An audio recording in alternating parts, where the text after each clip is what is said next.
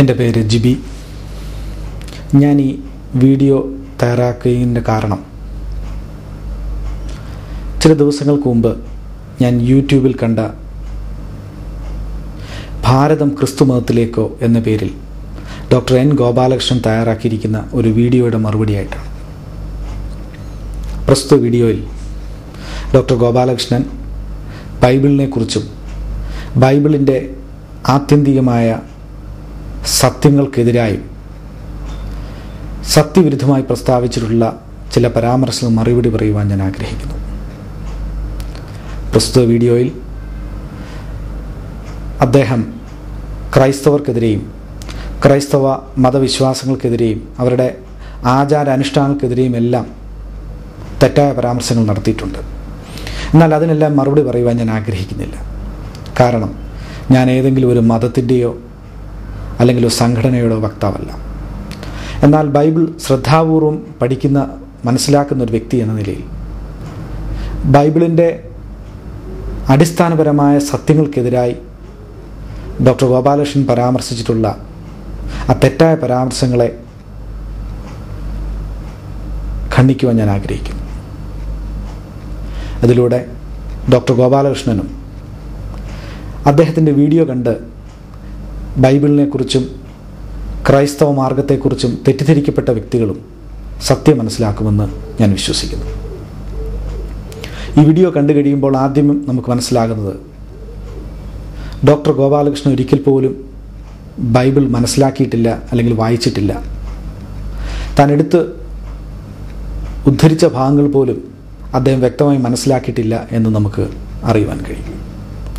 മുഖവരങ്ങൾ അവസാനിപ്പിച്ച് ഞാൻ വിഷയത്തിലേക്ക് വരട്ടെ. ക്രിസ്തുമതം ഭാരതത്തിൽ തടയുന്നതിന് അദ്ദേഹം നടത്തുന്ന ആഹ്വാനത്തിൽ, അദ്ദേഹത്തിൻ്റെ ആഹ്വാനത്തിന് ആക്കം കൂട്ടുവാൻ വേണ്ടി ബൈബിളിനെക്കുറിച്ച് ചില പ്രസ്താവനകൾ അദ്ദേഹം നടത്തുന്നുണ്ട്. അതിലൊന്നാണ്, ബൈബിൾ വിഷലിപ്തമായൊരു പുസ്തകമാണ്, അതിൻ്റെ വരികൾക്കിടയിൽ വിഷം നിറഞ്ഞിരിക്കുന്നു എന്ന് അദ്ദേഹം പറയുന്നുണ്ട്. ഇത് തീർത്തും അടിസ്ഥാനമില്ലാത്ത ഒരു പ്രസ്താവനയാണ്. ബൈബിൾ നാം സസൂക്ഷ്മം പഠിക്കുമ്പോൾ ബൈബിളിൻ്റെ രത്ന ചുരുക്കം അല്ലെങ്കിൽ ആകത്തുക എന്ന് പറയുന്നത് സ്നേഹമെന്ന വിഷയമാണ്. ബൈബിൾ രണ്ട് തരം സ്നേഹത്തെക്കുറിച്ച് പറഞ്ഞിട്ടുണ്ട്. ഒന്ന്, മനുഷ്യനും ദൈവവും തമ്മിലുള്ള സ്നേഹബന്ധം. രണ്ട്, മനുഷ്യനും മനുഷ്യനും തമ്മിലുണ്ടായിരിക്കേണ്ട സ്നേഹബന്ധം. ഇതിൽ ആദ്യത്തേത്, മനുഷ്യനും ദൈവവും തമ്മിലുള്ള സ്നേഹബന്ധമാണ് പ്രധാനമായി ബൈബിൾ വരച്ച് കാണിക്കുന്നത്. മനുഷ്യൻ്റെ സൃഷ്ടി മുതൽ ഇന്നയോളം ഉള്ള മാനവ ചരിത്രത്തിൽ ദൈവത്തിൻ്റെ ഇടപെടലുകൾ നമുക്ക് ബൈബിൾ കാണുവാൻ കഴിയും. മനുഷ്യൻ്റെ സൃഷ്ടിക്ക് ശേഷം അവൻ തെറ്റ് ചെയ്ത് പാപം ചെയ്ത് ദൈവത്തിൽ നിന്ന് അകന്നുപോയപ്പോൾ ആ മനുഷ്യനെ തിരിച്ച് ദൈവത്തിൻ്റെ സന്നിധിയിലേക്ക്, ദൈവവുമായുള്ള ബന്ധത്തിലേക്ക് കൊണ്ടുവരുവാൻ വേണ്ടി ദൈവം ചെയ്യുന്ന കാര്യങ്ങൾ അല്ലെങ്കിൽ ദൈവത്തിൻ്റെ പദ്ധതികൾ നമുക്ക് ബൈബിൾ കാണുവാൻ കഴിയും. അതിനുവേണ്ടി ദൈവം മനുഷ്യരൂപമെടുത്ത് ഭൂമിയിൽ ജീവിച്ച് ഒടുവിൽ മനുഷ്യൻ്റെ പാപഭാരം മുഴുവൻ ചുമലിലേറ്റി ഒരു പ്രായശ്ചിത്ത മരണം ക്രൂസിൽ ചെയ്യുന്നത് നമുക്ക് ബൈബിൾ കാണുവാൻ കഴിയും. ദൈവത്തിന് മനുഷ്യനോടുള്ള ആ വലിയ സ്നേഹം നമുക്ക് ആ വിഷയത്തിലൂടെ വ്യക്തമാവും. രണ്ടാമത്തത്, മനുഷ്യനും മനുഷ്യനും തമ്മിലുണ്ടായിരിക്കേണ്ടത് സ്നേഹബന്ധം. അതിനെക്കുറിച്ച് ബൈബിൾ വളരെ ശക്തമായി പറയുന്നുണ്ട്. ബൈബിൾ പറയുന്നത് അല്ലെങ്കിൽ പഠിപ്പിക്കുന്നത്, നിൻ്റെ കൂട്ടുകാരനെ നിന്നെപ്പോലെ തന്നെ സ്നേഹിക്കണമെന്നുള്ളതാണ്. അത് പറഞ്ഞിരിക്കുന്നത് മത്തായിയുടെ സുവിശേഷം 22-ാം അധ്യായം 34 മുതൽ 40 വാക്യങ്ങൾ നമുക്ക് കാണുവാൻ കഴിയും. നിങ്ങളെ ശത്രുക്കളെ സ്നേഹിപ്പിൻ. അടുത്തത്, നിങ്ങളെ ഉപദ്രവിക്കുന്നവർക്ക് വേണ്ടി പ്രാർത്ഥിപ്പിൻ. സ്നേഹത്തിൻ്റെ ഒരു അതിഭാവത്വം നമുക്കവിടെ കാണുവാൻ കഴിയും. കൂട്ടുകാരെ സ്നേഹിക്കുവാൻ നമുക്ക് കഴിഞ്ഞേക്കാം, എന്നാൽ ശത്രുക്കളെ സ്നേഹിക്കുക അല്ലെങ്കിൽ നമ്മെ ഉപദ്രവിക്കുന്നതിന് വേണ്ടി പ്രാർത്ഥിക്കുക എന്നൊക്കെ പറയുന്നത് ഒരു സാധാരണ വ്യക്തിയെ കൊണ്ട് ചെയ്യുവാൻ കഴിയുന്ന കാര്യമല്ല. എന്നാൽ ബൈബിൾ പഠിപ്പിക്കുന്നത് ശത്രുക്കളെയും ഉപദ്രവിക്കുന്നവരെയും സ്നേഹിക്കാൻ വേണ്ടിയാണ്. ഇങ്ങനെ പഠിപ്പിക്കുന്ന ഒരു ബൈബിൾ എങ്ങനെ വിഷലിപ്തമായൊരു പുസ്തകമാവും? അതിൻ്റെ വരികൾക്കിടയിൽ വിഷം നിറഞ്ഞിരിക്കുന്നുവെന്ന് എങ്ങനെ പറയുവാൻ കഴിയും? ഇതിൻ്റെ അടിസ്ഥാനത്തിൽ ഡോക്ടർ ഗോപാലകൃഷ്ണൻ തൻ്റെ വാക്കുകൾ തിരുത്തേണ്ടിയിരിക്കുന്നു. ബൈബിൾ വിഷലിപ്തമായൊരു പുസ്തകമല്ല, മറിച്ച് സ്നേഹത്തിൻ്റെ പുസ്തകമാണ്. അതിൻ്റെ വരികൾക്കിടയിൽ വിഷമല്ല നിറഞ്ഞിരിക്കുന്നത്, സ്നേഹമാണ് നിറഞ്ഞിരിക്കുന്നത്. ഈ സത്യം മറച്ചു വെച്ചുകൊണ്ടാണ് ഡോക്ടർ ഗോപാലകൃഷ്ണൻ ഇങ്ങനെയൊരു പ്രസ്താവന നടത്തിയിരിക്കുന്നത്. അടുത്തതായി ഇത് സ്ഥാപിച്ചെടുക്കുവാൻ വേണ്ടി, അദ്ദേഹത്തിൻ്റെ ഈ വാദഗതി സ്ഥാപിച്ചെടുക്കുവാൻ വേണ്ടി ബൈബിളിൽ തന്നെ 2 ഭാഗങ്ങൾ അദ്ദേഹം സത്യവിരുദ്ധമായി വളച്ചൊടിച്ച് പ്രസ്താവിച്ചിട്ടുണ്ട്. അതെന്താണെന്ന് നമുക്ക് നോക്കാം. ആദ്യമായി അദ്ദേഹം പറയുന്നത്, ബൈബിളിൽ പറഞ്ഞിരിക്കുന്ന യഹോവയായ ദൈവം പറയുന്നു, ഞാനല്ലാതെ അന്യ ദൈവങ്ങളെ നിങ്ങൾ ആരാധിക്കരുത്. അന്യദൈവങ്ങളെ ആരാധിക്കുന്നവരെ ഉന്മൂലനാശം ചെയ്യണമെന്ന് യഹോവ പറയുന്നു. അദ്ദേഹം അത് എടുത്തുദ്ധരിച്ചിരിക്കുന്നത് ബൈബിളിലെ 2ാമത്തെ പുസ്തകമായ പുറപ്പാട് പുസ്തകത്തിൽ നിന്നാണ്. ആ ഭാഗം നിങ്ങളെ ഒന്ന് ബൈബിളിൽ നിന്ന് വായിച്ച് കേൾപ്പിക്കാൻ ഞാൻ ആഗ്രഹിക്കുന്നു. പുറപ്പാട് പുസ്തകം 20-ാം അധ്യായം, അതിൻ്റെ 1 മുതൽ 3 വരെയുള്ള വാക്യങ്ങൾ. ദൈവം ഈ വചനങ്ങളൊക്കെയും അരുളി ചെയ്തു. അടിമ വീടായ മിസ്രയീം ദേശത്തു നിന്ന് നിന്നെ കൊണ്ടുവന്ന യഹോവയായ ഞാൻ നിന്റെ ദൈവമാകുന്നു. ഞാനല്ലാതെ അന്യദൈവങ്ങൾ നിനക്കുണ്ടാകരുത്. ഈ വായിച്ചു കേട്ട ഭാഗത്തിൻ്റെ പശ്ചാത്തലം നാം പരിശോധിക്കുമ്പോൾ ഇത് പറഞ്ഞിരിക്കുന്നത് ഇസ്രയേൽ ജനത്തോടാണ്, അല്ലെങ്കിൽ യഹൂദന്മാരോടാണ്. ഏകദേശം 400 വർഷത്തോളം ഈജിപ്തിൽ അടിമകളായിരുന്ന ഈ യഹൂദന്മാരെ, അവരെ അടിമത്തത്തിൽ നിന്ന് മോചിപ്പിച്ച് കനാൻ ദേശത്തേക്ക് നടത്തിക്കൊണ്ടു പോകുമ്പോൾ മോശ എന്ന വ്യക്തിയിലൂടെ അവർക്ക് കൊടുത്ത 10 കൽപ്പനകളിൽ ആദ്യത്തെ കൽപ്പനയാണ് നാം ഇപ്പോൾ വായിച്ചു കേട്ടത്. ഞാനല്ലാതെ അന്യദൈവങ്ങൾ നിങ്ങൾക്കിടയിൽ ഉണ്ടാകരുത്. അത് പറയാനുള്ള പ്രധാന കാരണം, വർഷങ്ങളായി ഈജിപ്തിൽ താമസിച്ചിരുന്ന യഹൂദന്മാർ ആരാധിച്ചു പോകുന്നത് ഈജിപ്തിലെ ദൈവങ്ങളെ ആയിരുന്നുവെന്ന് ചരിത്രം പറയുന്നു. ഈജിപ്തിലെ ദൈവിക സങ്കല്പം എന്ന് പറയുന്നത് പ്രകൃതി ശക്തികളും പക്ഷിമൃഗാദികളുമൊക്കെ ആയിരുന്നു. അതുകൊണ്ട് തന്നെ അവരെ ആ അടിമത്തത്തിൽ നിന്ന് വിടുവിച്ച് രക്ഷിച്ചു കൊണ്ടുപോകുമ്പോൾ യഹോവയായ ദൈവത്തോട് പറയുന്നു, നിങ്ങളുടെ ഇടയിൽ മറ്റു ദൈവങ്ങളുണ്ടാകരുത്. ഞാനാണ് നിങ്ങളെ അടിമത്തിൽ നിന്ന് വിടുവിച്ചത്, അതുകൊണ്ട് ഞാനല്ലാതെ അന്യദൈവങ്ങൾ നിങ്ങൾക്കുണ്ടാകരുത്. ഈ പറഞ്ഞിരിക്കുന്ന ഭാഗത്തെ ഡോക്ടർ ഗോപാലകൃഷ്ണൻ തെറ്റായാണ് പരാമർശിച്ചിരിക്കുന്നത്. ഇത് ക്രിസ്ത്യാനികളോടുള്ളൊരു ആഹ്വാനമായിട്ടാണ് അദ്ദേഹം പറഞ്ഞിരിക്കുന്നത്. ഈ വായിച്ചു കേട്ട ഭാഗം, അതിൻ്റെ ചരിത്ര പശ്ചാത്തലം പരിശോധിക്കുമ്പോൾ അത് പറഞ്ഞിരിക്കുന്നത് ഏതാണ്ട് ക്രിസ്തുവിന് മുമ്പ് 1400 വർഷങ്ങൾക്ക് മുമ്പാണ്. അന്ന് ഭൂമിയിൽ ക്രിസ്ത്യാനികളില്ല, എന്തിന് ക്രിസ്തു ജനിച്ചിട്ട് പോലുമില്ല. അതുകൊണ്ട് ഇത് ക്രിസ്ത്യാനികളുടെ ആഹ്വാനമായി ഒരിക്കലും നമുക്ക് പറയുവാൻ കഴിയുകയില്ല. അടുത്തതായി ഈ ഭാഗത്തോട് ചേർത്ത് ഡോക്ടർ ഗോപാലകൃഷ്ണൻ പറയുന്നത് മറ്റ് ദൈവങ്ങളെ ആരാധിക്കുന്നവരെ ഉന്മൂലനാശം ചെയ്യണമെന്നുള്ളതാണ്. ഞാൻ പറയട്ടെ, ബൈബിളിൽ എവിടെയും അങ്ങനൊരു ഭാഗം പറഞ്ഞിട്ടില്ല. ആരെയും നശിപ്പിക്കാനോ ഉന്മൂലനാശം ചെയ്യുവാനോ ബൈബിൾ എവിടെയും ആഹ്വാനം ചെയ്യുന്നില്ല. എന്താണ് ഈ ഉന്മൂലനാശം എന്ന വാക്കിൻ്റെ അർത്ഥം?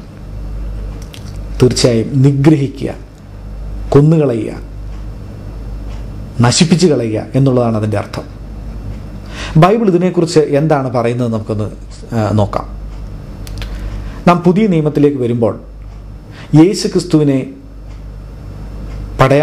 റോമ പടയാളികൾ പിടിച്ചുകൊണ്ടു പോകുവാൻ വരുന്ന ഭാഗത്ത് യേശു ക്രിസ്തുവിൻ്റെ ശിഷ്യനായ പത്രോസ് വാളെടുത്ത് വെട്ടുവാൻ വേണ്ടി ഒരുങ്ങുന്ന ഒരു ഭാഗമുണ്ട്. അപ്പോൾ യേശു ക്രിസ്തു പത്രോസിനോട് പറയുന്നത് ഇങ്ങനെയാണ്, നിന്റെ വാൾ ഉറയിലിടുക. വാളെടുക്കുന്നവനെല്ലാം വാളാൽ നശിക്കും. അപ്പോൾ ബൈബിൾ പഠിപ്പിക്കുന്നത് വാളെടുക്കുന്നവൻ ജയിക്കുമെന്നല്ല, വാളെടുക്കുന്നവൻ തോൽക്കുമെന്നാണ് പഠിപ്പിക്കുന്നത്. അല്ലെങ്കിൽ വാളെടുക്കുന്നവനെല്ലാം നശിക്കുമെന്നാണ് ബൈബിൾ പഠിപ്പിക്കുന്നത്. അങ്ങനെയെങ്കിൽ ആരെ ഉന്മൂലനാശം ചെയ്യുവാനാണ് ഈ ബൈബിൾ പറയുന്നത്? ആരെ നിഗ്രഹിക്കുവാനാണ്, ആരെ കൊല ചെയ്യുവാനാണ് ബൈബിൾ പഠിപ്പിക്കുന്നത്? തീർത്തും ഇത് ബൈബിളിൻ്റെ സത്യങ്ങൾക്ക്, ബൈബിളിൻ്റെ ഉപദേശത്തിന് വിരുദ്ധമായ ഒരു പരാമർശമാണ്. അങ്ങനെ ബൈബിളിൽ എവിടെയും പറഞ്ഞിട്ടില്ല. അത് തീർച്ചയായും ഡോക്ടർ ഗോപാലകൃഷ്ണൻ തൻ്റെ സ്വന്തം കയ്യിൽ നിന്നിട്ടതാണ്. അതുപോലെ തന്നെ രണ്ടാമതായി അദ്ദേഹം പറഞ്ഞിരിക്കുന്ന ഭാഗം പുതിയ നിയമത്തിൽ യേശുക്രിസ്തു പറയുന്ന ഒരു ഭാഗമാണ്. ആ ഭാഗവും നിങ്ങളെ ഒന്ന് പരിചയപ്പെടുത്തുവാൻ ആഗ്രഹിക്കുന്നു. അദ്ദേഹം പറഞ്ഞിരിക്കുന്നത് ഇങ്ങനെയാണ്: നിങ്ങളെ ഞാൻ അയക്കുന്നു, യേശുക്രിസ്തു പറയുന്നു, നിങ്ങളെ ഞാൻ അയക്കുന്നു, പാമ്പിൻ്റെ വിഷം ഉള്ളിൽ കരുതി പ്രാവിൻ്റെ നിഷ്കളങ്കത ഭാവിച്ച് നിങ്ങൾ ജനങ്ങളുടെ ഇടയിലേക്ക് ഇറങ്ങിച്ചെല്ലണം.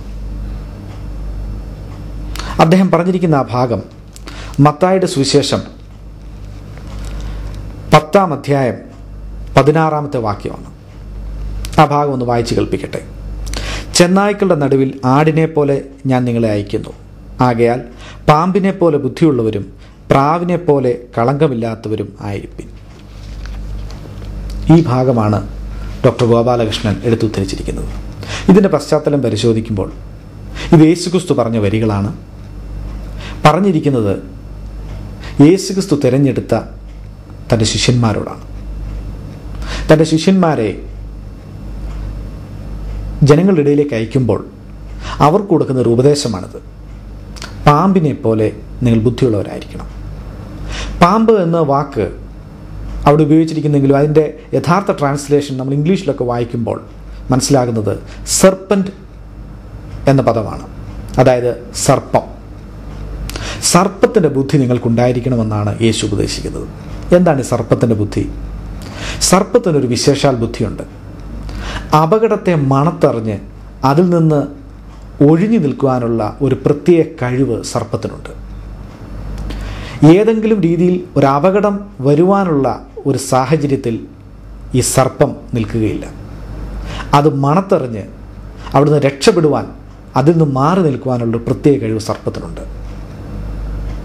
യേശു തൻ്റെ ശിഷ്യന്മാരോട് ഇത് പറയുന്നതിലൂടെ അർത്ഥമാക്കുന്നത് തെറ്റുകൾ അല്ലെങ്കിൽ പാപങ്ങൾ മണത്തറിയുവാൻ, അത് മനസ്സിലാക്കി അവിടുന്ന് ഒഴിഞ്ഞു മാറി നിൽക്കുവാൻ നിങ്ങൾക്കൊരു വിശേഷാൽ ബുദ്ധി വേണമെന്നുള്ളതാണ്. തെറ്റ് കാണുമ്പോൾ അതിലേക്ക് ചെന്ന് ചാടുകയല്ല ചെയ്യേണ്ടത്, അത് വിട്ടുമാറി നിൽക്കുവാനുള്ള പ്രത്യേക കഴിവ് നിങ്ങൾക്കുണ്ടായിരിക്കണം. അതാണ് യേശുക്രിസ്തു ആ വാക്കിലൂടെ ഉദ്ദേശിക്കുന്നത്. അടുത്തത്, പ്രാവിനെ പോലെ നിഷ്കളങ്കത ഉണ്ടായിരിക്കണം. അത് നമുക്കെല്ലാം അറിയാവുന്ന കാര്യമാണ്. പ്രാവ് വളരെ നിഷ്കളങ്കമായൊരു ജീവിയാണ്. അത് മറ്റ് പക്ഷികളെയൊന്നും അല്ലെങ്കിൽ മറ്റ് ജീവികളെയൊന്നും ഉപദ്രവിക്കാത്ത ഒരു പക്ഷിയാണ്. വളരെ നിരുപദ്രവകാരിയായ, കളങ്കമില്ലാത്ത ഒരു പക്ഷിയാണ് പ്രാവ്. അല്ലെങ്കിൽ കളങ്കതയുടെ പര്യായമായി നമുക്ക് പ്രാവിനെ പറയാവുന്നതാണ്.